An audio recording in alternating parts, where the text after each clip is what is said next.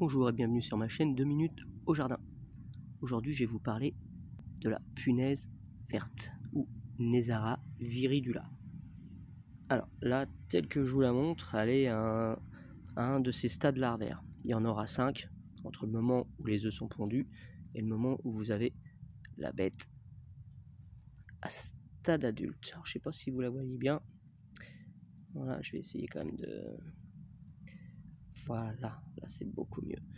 Alors, il existe quand même des prédateurs naturels pour ce genre de punaises. Donc on va avoir des mouches parasitaires, on va avoir les menthes religieuses, et oui, on n'en a pas dans toutes les régions, mais ici au niveau de Tours, on en trouve. On va avoir des guêpes, crapauds, araignées, quelques oiseaux. Alors, il est essentiel de faire pousser des herbes sauvages et des plantes aromatiques pour attirer certains prédateurs, comme la mouche parasitaire et les guêpes. Après, on peut faire une petite application type personnel, où il faudra mettre 10 gouttes d'huile essentielle de menthe dans 500 ml d'eau, que vous pulvériserez. Évitez de le faire en plein soleil pour ne pas abîmer vos plantes. Alors, type de végétaux pour lesquels ce type de punaises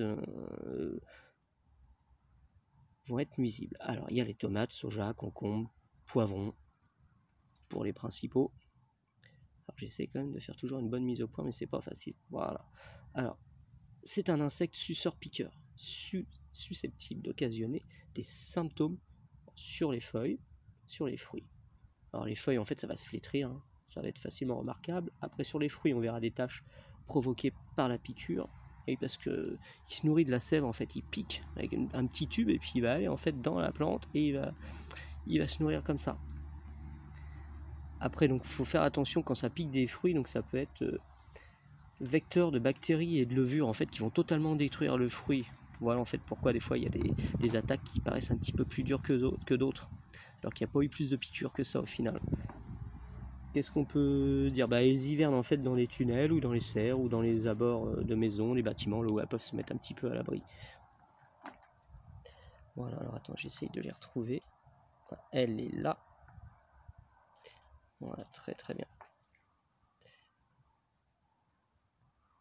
Et voilà, donc,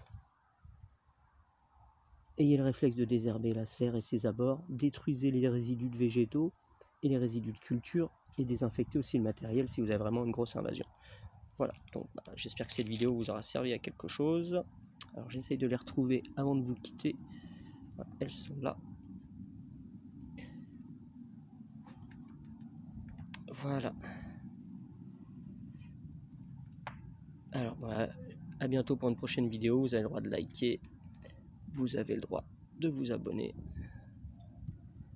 Voilà, ça on a des petites princesses. Voilà. Et vous avez le droit de partager aussi. Au revoir. Et à bientôt pour une prochaine vidéo.